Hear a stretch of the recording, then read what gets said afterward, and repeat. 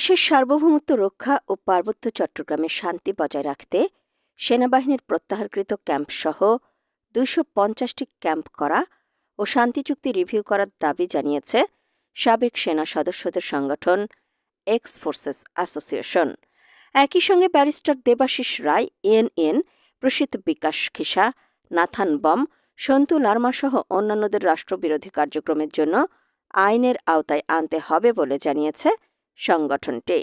২ November জাতীয় press ক্লাবের তোফাজ্জল হোসেন মানিক মিয়া হলে অশান্ত পাহাড় সার্বভৌমত্বে হুমকি, জাতীয় নিরাপত্তায় করণীয় শীর্ষক সেমিনারে বক্তারা এসব কথা বলেন।